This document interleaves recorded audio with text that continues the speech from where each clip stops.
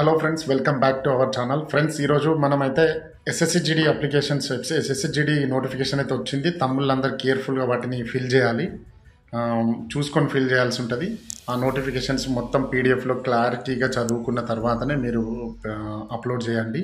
ఒకవేళ తెలియని తమ్ముళ్ళు ఎవరైనా అంటే కొంచెం ఆన్లైన్ పరంగా తక్కువ నాలెడ్జ్ ఉండి అక్కడిక్కడ కొంచెం తక్కువగా తెలిసిన తమ్ముళ్ళందరూ కూడా నెట్ సెంటర్ దగ్గర ఉన్న నెట్ సెంటర్కి వెళ్ళి అప్లై చేయండి. ఎందుకంటే వాళ్ళు నంబర్ ఆఫ్ అప్లికేషన్స్ అప్లోడ్ చేస్తారు కాబట్టి వాళ్ళు ఫటాఫట్ చేసేస్తారు పని. మీరు అక్కడికి వెళ్ళి అప్లోడ్ చేయండి. ఆధార్ కార్డు, 10th మెమో ఇవి తీసుకెళ్ళి 10th మెమోలు ఎట్లుంటే అట్లా అప్లోడ్ చేయండి. అయితే ఇంకొకటి, మనం లాస్ట్ టైం ఒకటి సిఐఎస్ఎఫ్ జవాన్ గురించి మనం ఆయన మాటల్లో విన్నాం కదా, డ్యూటీలు ఎట్లున్నాయి, ఆయన ఎట్లా ప్రిపరేషన్ అయ్యిండు, ఏం కథ, సిఏపిఎఫ్కి సంబంధించిన కానిస్టేబుల్స్కి ఎట్లా భర్తీ అయ్యే ప్రాసెస్ ఎట్లా అని చెప్పి. అట్లనే మనకు తెలిసిన ఆర్మీ పర్సన్, అతనికి మనం ఒకసారి అప్రోచ్ అవుతాము. నేనైతే లాస్ట్ 1 వీక్ నుంచి అతనికి ప్రపోజల్ పెట్టినా, కాకపోతే అతని డ్యూటీ పరంగా కొంచెం బిజీగా ఉండే కొంచెం టవర్ లేదు అది ఇది అని చెప్పి కొంచెం డిస్టర్బ్డ్ ప్లేస్లో ఉన్నాడు, రెస్ట్రిక్టెడ్ ఏరియా. ఆ ప్లేస్ కూడా నేను చెప్పాను. అందుకని చెప్పి ఆయన ఈరోజు సండే కదా, కొంచెం రిలీఫ్ ఉందని చెప్పి మాట్లాడతానంటే, మరి నాకు కాల్ బ్యాక్ చేసి మరి పెడదామా లైవ్ అని అంటే పెడదామని చెప్పి, మనం లాస్ట్ టైం ఎట్లయితే బ్రదర్ని కనెక్ట్ చేసినామో అట్లనే ఈయనను కూడా మనం కనెక్ట్ చేసినామో చూడండి. ఆయన మాటల్లోనే విందాం. మరి అగ్నివీర్కి అప్పుడు అంతకుముందు ఆర్మీదికైనా సెలక్షన్స్కి మధ్యలో డిఫరెన్స్ ఏముంది, ఏం కథ, ఎట్లా అయింది అనేది ఆయన మాటల్లో, ఆయన ఎట్లా కష్టపడ్డాడు, లేకపోతే ఆయన ఎట్లా భర్తీ అయింది, అంటే భర్తీ అవ్వడానికి ఆయన ఎట్లా సన్నసిద్ధమైంది ఆయనకైనా అని చెప్పి ఒకసారి చూద్దాం. ఓకేనా? Right. Hi Ganesh. Hi sir. ఎట్లున్నావు? ఎక్కడ చేస్తున్నావు ఇప్పుడు డ్యూటీ? బాగున్నాను సార్. ఇప్పుడు శ్రీనగర్, జమ్మూ కాశ్మీర్లో చేస్తున్నాను సార్. అయితే మన వ్యూవర్స్ ఏమని అడుగుతున్నారంటే, చాలా మంది ఇట్లా ఆర్మీది కూడా ఒకసారి ప్రొఫైల్ చేసి చెప్పు అన్న అని చెప్పి మన యూట్యూబ్ లో వ్యూవర్స్ అడుగుతున్నారు. దానికి నేను నాకు ఐడియా వచ్చింది, మన గణేష్ ఉన్నాడు కదా అని చెప్పి మరొకసారి మాట్లాడదామని. అయితే నీకు ఆల్మోస్ట్ నేను 1 వీక్ బ్యాక్ కూడా నేను పెట్టిన, ఒకసారి పెడితే ప్రపోజల్ డ్యూటీ బిజీలో ఉండి నాకు కొంచెం ఈరోజు అపాయింట్మెంట్ ఇచ్చినావు. సరే, మన డ్యూటీ ఎట్లున్నది, నీ పర్సనల్ ఎక్స్పీరియన్స్, డ్యూటీ నువ్వు ఏ రకంగా నీ గోల్ ని రీచ్ అయినావు, నీ స్టడీ ఎంత వరకు ఉన్నది, ట్రైనింగ్ లో ఏ రకంగా ఉంటది, లీవ్స్ ఎట్లుంటాయి, వాటి మీద కొంచెం పిల్లలకు అవగాహన ఉండేటట్టు నీకు తోచిన దాంట్లో ఒకసారి చెప్పేసి, మనది ఏంటి, ఏం కథ, ట్రేడ్స్ ఎట్లుంటాయి, ప్రమోషన్స్ ఎట్లుంటాయి, వాటి గురించి చెప్పు ఒకసారి. Okay sir. అయితే ఏంటంటే, ఫస్ట్ నేను చదివింది మన విలేజ్ లోనే సార్. ఓకే. విలేజ్ లో స్కూల్లో చదువుతున్నాగా ఫస్ట్ నా గోల్ ఏంటంటే డిఫెన్స్ లో కానీ పోలీస్ లోకి వెళ్ళిపోవడం. ఓకే. అదే విధంగా ఒక రోజు ఏమైందంటే, మా సార్లు అందరు అడుగుతారు అండి, పెద్ద అయినాక ఏమవుతావు అని చెప్పేసి. నేనన్నా అంటే అందరూ డాక్టర్లు, అది ఇది, ఫార్మరు, కలెక్టర్, అది ఇది అంటే నేనన్నాను ఇండియన్ ఆర్మీ కావాలంటే ఎంత చదవరామని అని చెప్పేసి చెప్పేసి. మన అప్పుడు ఇంగ్లీష్ సార్, ఆ సార్ చెప్పింది ఏంటంటే, ఇండియన్ ఆర్మీ కావాలంటే 10th సరిపోతుంది అని అన్నాడు. ఓకే. అట్లా 10th సరిపోతుంది అన్నాక కూడా నేను ఇంకా డిగ్రీ చేస్తుంటేనే డిగ్రీ దాకా చదువుకుంటూ వచ్చేసినాను. రైట్. డిగ్రీ మధ్యలో సెకండ్ ఇయర్ నడుస్తున్నాగా అప్పుడు నేను జాబ్ కి ట్రై చేయడం జరిగింది. ఏంటంటే ఫస్ట్ మా ఊర్లో ఏంటంటే విలేజ్ లో అందరూ వెళ్ళిపోతున్నారు. అంటే నాకు అప్పుడు డిగ్రీ వచ్చే వరకు ఏజ్ రావట్లేదు, ఇంకా అందరూ వెళ్ళిపోతున్నారు. జాబ్స్ పడుతున్నాయి, రిక్రూట్మెంట్ వస్తున్నాయి, అందరికి జాబ్లు వస్తున్నాయి, ట్రై చేసుకుంటూ వెళ్ళిపోతున్నారు. అయితే అదే విధంగా నేనేం చేసినా అంటే, నాకు ఇప్పుడు ఇంకా ఏజ్ ఎప్పుడు వస్తుంది అని నేను చూస్తున్నాను. ఏజ్ వచ్చింది సార్, ఏజ్ వచ్చింది 17.5 లో ఫిబ్రవరిలో 2019 లో రిక్రూట్మెంట్ పడింది. రైట్. అప్పుడు 2019 లో నాకు 17.5 ఏజ్. అయితే అప్పుడు 17.5 లో అప్లై చేసినాను. కామన్ గా నేను ఇంటర్వ్యూ చేసుకున్నాను. ఓకే. చేస్తున్నా కూడా, కానీ నేను టెక్నికల్ తరఫు వెళ్ళిపోలేదు. ఓకే. టెక్నికల్ తరఫు వెళ్ళిపోకుండా కామన్ గా జీడీకి వెళ్ళిపోయి దాంట్లోకి వెళ్ళినాక ఇంకా వేరే ట్రై చేసుకుందాం అని చెప్పేసి జీడీకి అప్లై చేసినాను. ఓకే. అప్పుడు నా ఏజ్ 17.5. ఓకే. అయితే ఇక రిక్రూట్మెంట్లు అది వచ్చే వరకు నాకు 18 అయిపోయింది. రైట్. నా ఫస్ట్ అటెంప్ట్ లో అప్పుడు ఈవెంట్స్ అయిపోయినాయి, అన్ని కరీంనగర్ లో రాలి ఈవెంట్స్ అయిపోయినాయి, సెలెక్ట్ అయిపోయినాను, మెడికల్ అయిపోయింది. ఫస్ట్ అటెంప్ట్ లో కొట్టినావు job? Okay. Well done. Okay. అట్లా ట్రై చేసినందుకు బాగా ట్రై చేసినాను. రోజు ఈవినింగ్ మార్నింగ్ రన్నింగ్ ప్రాక్టీస్ అంటే దీనికోసము ప్రయత్నం అంటే ట్రైనింగ్ నీకు నువ్వు అంటే ఎట్లా సెల్ఫ్ గా ఎట్లా రెడీ చేసుకున్నావు ట్రైనింగ్? అంటే ప్రాక్టీస్ ఎట్లా చేసినావు? మన విలేజ్ లోనే చేసినావా లేకపోతే ఎవరైనా కోచ్ ఉండేనా? ఎట్లా? ఎలాంటి కోర్స్ లేదు. మన విలేజ్ లో మన రోడ్ ఉంటుంది కదా, డాంబర్ రోడ్. డాంబర్ రోడ్ నుంచి పొద్దున సాయంత్రం రన్నింగ్ చేస్తుంటుంది.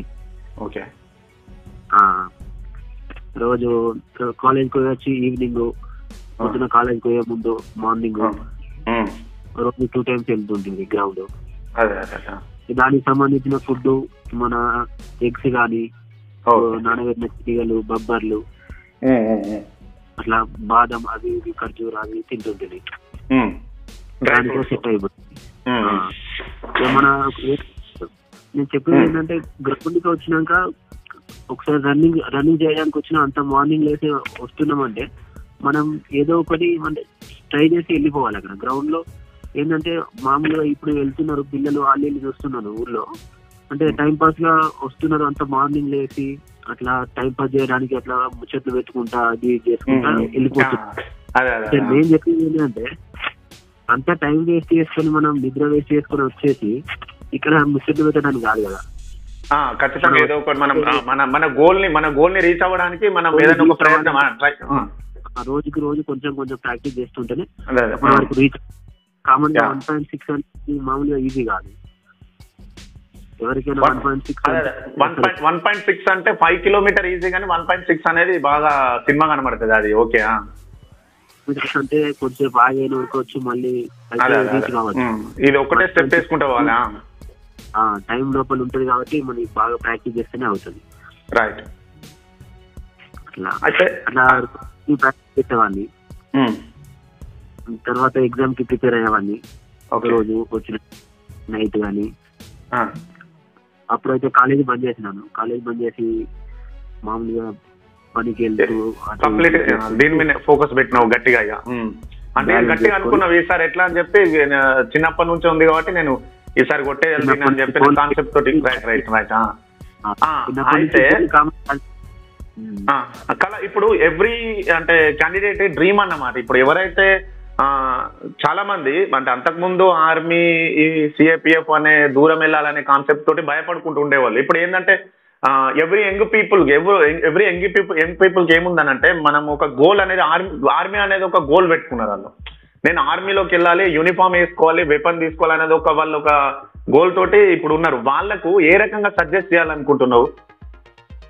అదే వాళ్ళకి ఏమని చెప్తున్నానంటే మనం ప్రాక్టీస్ చేసేది ఏంటంటే మనం ఒక కసితో ప్రాక్టీస్ చేయాలి. అంటే రోజు కొంచెం ప్రాక్టీస్ చేసుకుంటూ వెళ్తే అవుతుంది. అంటే మనం టైం పాస్ చేసేలాగా కాకుండా అంటే మనం చేసేది ఏందో దాని పట్టుదలతో చేస్తే అది గోల్ అనేది రీచ్ అవుతాం.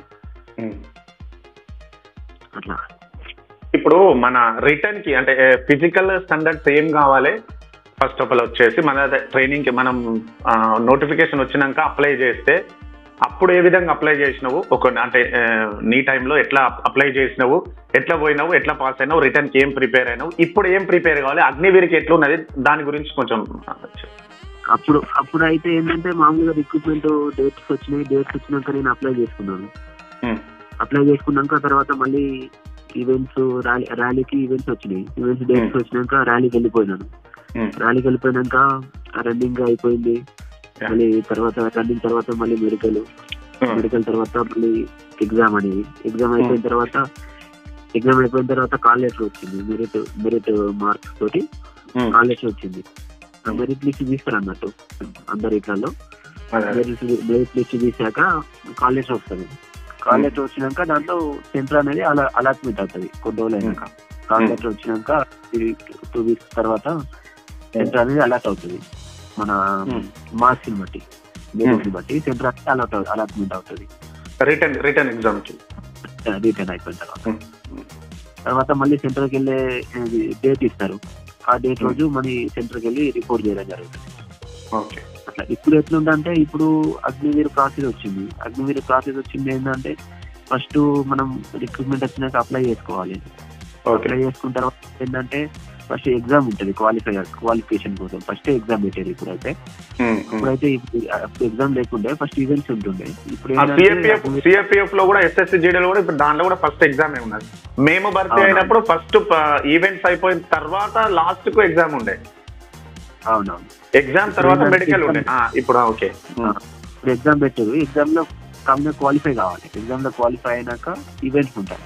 దాంట్లో సబ్జెక్ట్ దేని బేస్డ్ అడుగుతారు? సబ్జెక్ట్ ఎట్లా రిటర్న్ కి?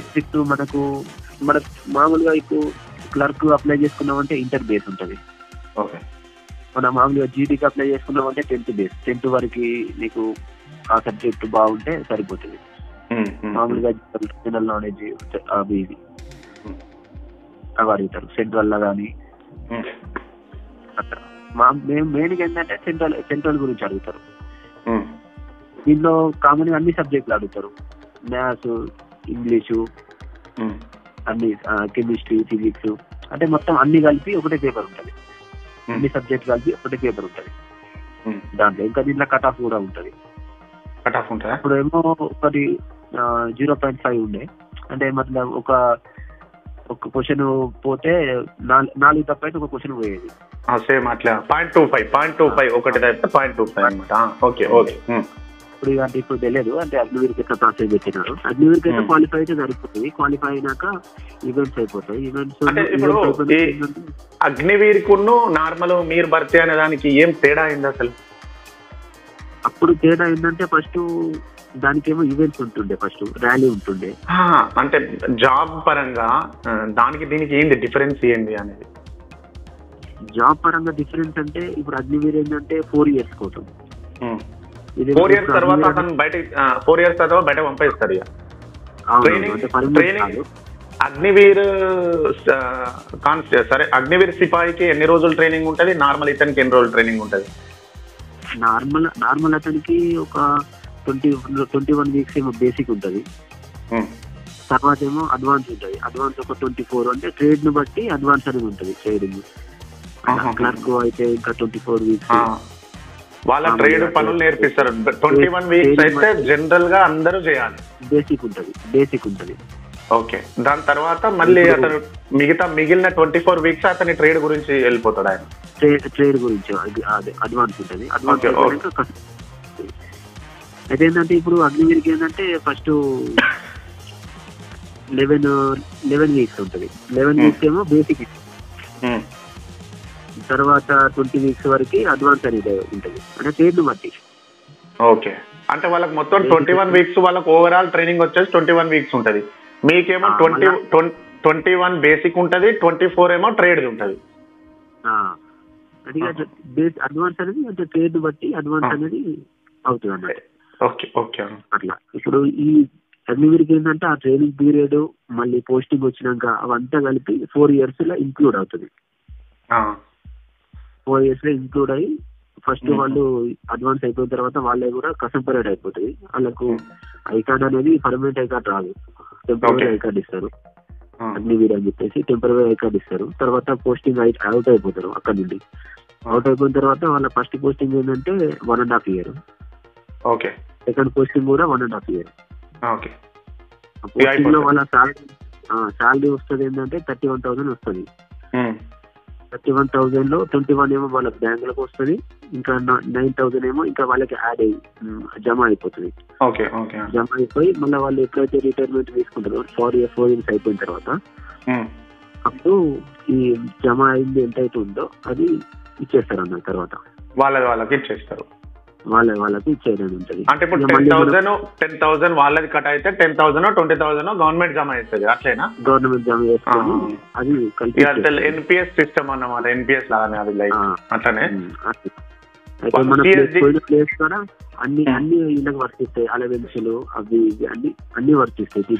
సిఎస్డి ఫెసిలిటీ అవన్నీ ఉంటాయి అన్ని. అంటే ఇప్పుడు ఇతను 4 years తర్వాత 4 years తర్వాత ఏంటంటే ఇంకా పర్మనెంట్ ఇంకా చేయలేదు. ఫస్ట్ బ్యాచ్ ఇప్పుడే అంటే నడుస్తుంది, ఇప్పుడే స్టార్ట్ అయింది కాబట్టి ఇప్పుడే పోస్టింగ్ లో ఉన్నారు ఫస్ట్ బ్యాచ్. ఇంకా 4 years అయిపోయిన తర్వాత ఇంకా తెలుస్తుంది ఆ ప్రాసెస్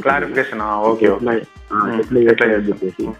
వాళ్ళకి అగ్నివీర్కి అయితే ఇప్పుడు కామన్ గా వీక్లీ ఎగ్జామ్స్ ఉంటుంది.